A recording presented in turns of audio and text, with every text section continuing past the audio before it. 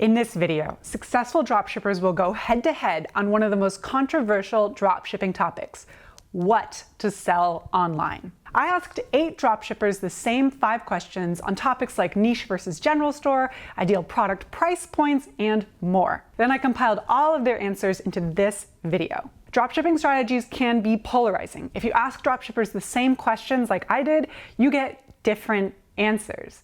And if there's one thing I've learned from these profitable dropshippers, it's that there's more than one path to success. Ready to hear from the dropshippers? Watch on.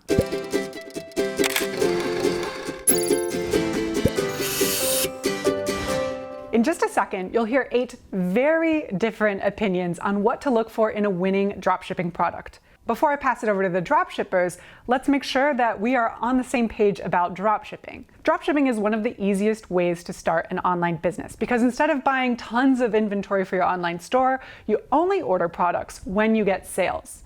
Your supplier ships your orders for you, so you can sell all over the world. But being a successful dropshipper requires constant learning. So make sure you hit subscribe and you'll never miss our dropshipper interviews, tutorials, and product recommendations. Okay, time to find out how pro dropshippers approach product selection.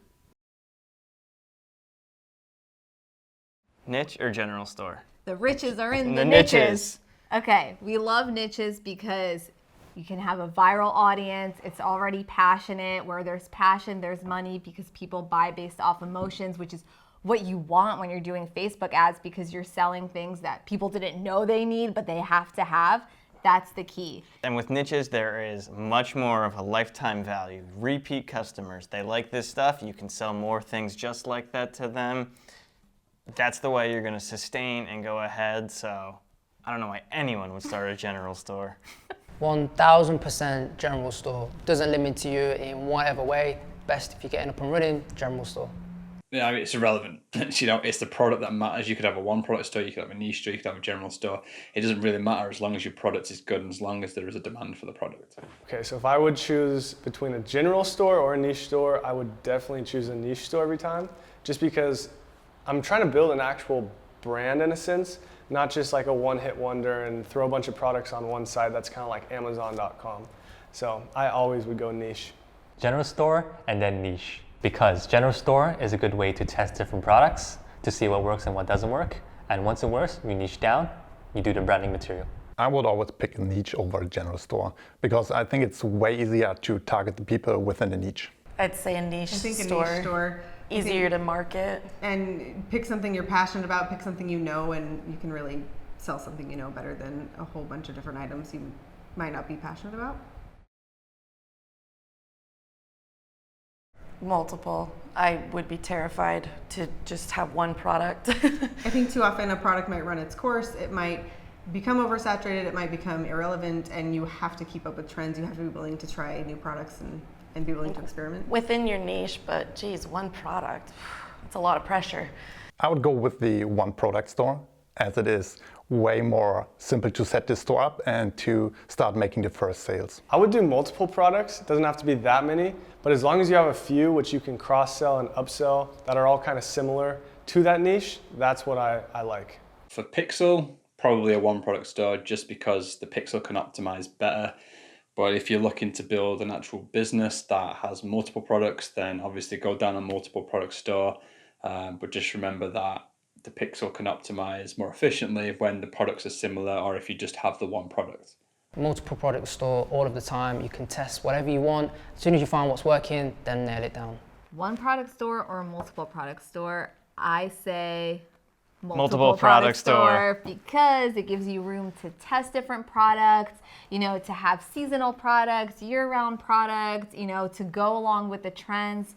With a one product store, you're really and definitely start with a multiple product store, and if you have one thing that's absolutely killing it and you can totally brand that, then you can graduate it to a one product store. But I would not start a one product store right out of the gate. You're just literally throwing all your eggs in one product basket. How could you test anything with the one product store?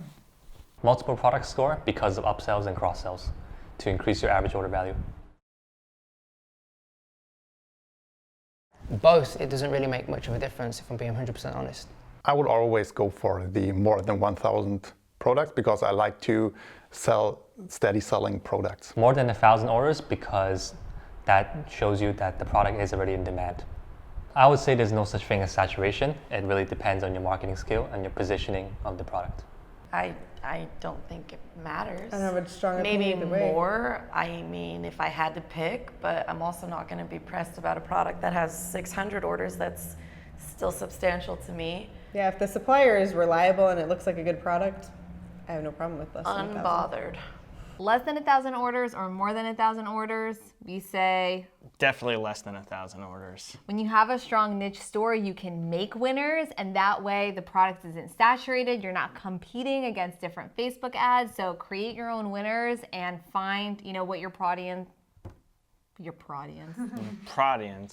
primary audience, your prodience. Find what your prodience wants, sell it to them, make money. Selling a product with less than 1,000 orders, probably not. No, you want something that has proof that it is being sold, but you don't want to go too high. So I like to keep my choices below 20,000 orders. So anything between, say, a 3,000 and a 20,000 order number is a good number to be looking at. I would definitely do less than 1,000 orders just because that means less competition. But however, if there are a lot of orders, I always do look at the reviews because there's a lot of reviews coming in for that product. That means those are just regular people that are buying the product on AliExpress. And so that doesn't necessarily mean there's a bunch of competition in that. It just means the product is being purchased from regular people. So, but just look for not a lot of dropshippers. Sell a cheap product under $3. Yes, as long as the quality is good. It doesn't really matter what you're picking it up for as long as it's not too high. The product just needs to be good. As long as you have a high quality product, it doesn't matter if you're buying it for 50 cents. It's irrelevant. Just make sure that the quality of the product is high enough for the customer to be happy with it. Over $3 for sure because of the quality control and the quality reassurance. It depends on the product, but anything that's under $3 usually does not have a good margins to begin with. Usually under $3 also have a really thin margins. So as well as that, there's going to be a low perceived value. And because of the low perceived value, you can't really charge anything higher than, let's say, $20. If you can sell both, do both.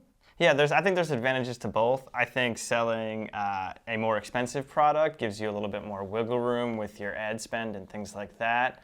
There's a ton of money to be made in selling cheaper products though, but you need to be very lean with your store. You need to rely more heavily on upsells and increasing your average order value and retaining customers. So I think more money can actually be made that way, but you need to have many more systems set up in place to get going right away, profitably. Email marketing, retargeting, you need kind of all the things in place because in order to bring up your average order value, that's a lot. Yes, but I think that is better because that forces you to create all those things and then you have a better store. There you go. I would prefer to sell a product under $3 because I do really like the business model, free plus shipping, where our products are free. We just charge them shipping, and then we make a lot of money on the back end with upsells and stuff like that. So a lot of traffic can be driven to free plus shipping giveaways. Cheaper generally means you can get the sale a little bit easier, so it makes sense to go a little bit cheaper. Personally, I mean, if you can sell a higher dollar amount item, go off. I think that's great. But those products I feel like are harder to corner. So with what we do, definitely a lot more of a lot of sales of smaller dollar items, and that way people aren't thinking as much about the purchase. You capture that emotional spending. And if somebody has a problem with it, we don't cry about having to return the order or refund them because it's minimal. I would go with the less than $3 product because the profit margins are usually higher. Oh. Yes, all of the above. I think anytime you can elicit that emotional response and make someone make a purchase right then and there because it just they kind of love that speaks thing to them. so much. Absolutely. And on the flip side, some of our best-selling products are just kind of gimmicky, solves a very minor problem that people didn't know needed to be solved, and we're examples of this. Like, I'm more liable to buy something because I love it and because I'm emotional about it, and Aubrey's more likely to buy logical, practical things. And so, I I mean, we really can't pick one. There's two of us, it's not fair. Problem-solving products 110% all of the time, because it makes it easier to write ad copy and a product description page. Both, if you can. I mean, that's the ideal, but if you had to pick one or the other, definitely something that solves a problem, because that just makes everyone's life easier, and it's a lot easier to sell a product that solves a problem. I would like to sell a product that solves a problem, yeah. Because you can create a lot of good video ads with that, just solving the problem on video, having people talk about how their problems have been solved with the product, and that's why I would always choose a product like that. I would go for the emotional response because it triggers the impulse buy. I would say both, preferably a combination of the two, but I would focus more on problem-solving products for a beginner because it's just easier to sell and it solves the problem and it makes impulse purchase a lot easier. Depends on the platform. On Facebook or Instagram, I would sell a problem that evokes an emotional response because these are things that are just popping up into people's Facebook feeds or timelines. They're not searching for it. But if you're doing Google ads or selling something on Amazon, then they're searching for it. So they have a problem that they're searching for a solution to. I think generally with drop shipping, you are really focusing on impulse buys, which have a totally different psychology than, when you're searching for a product that solves a specific problem that you have right now. So with an impulse buy, you need an emotionally captivating product or product description. So we say emotional all the way for quick impulse buys. Now, I'd love to hear from you. Whose answers did you agree with in this video? Has one of these strategies proved to be more successful than the others for your business? Leave a comment below and let me know. I'll chime in with my thoughts. Thanks for watching. Until next time, learn often, market better, and sell more.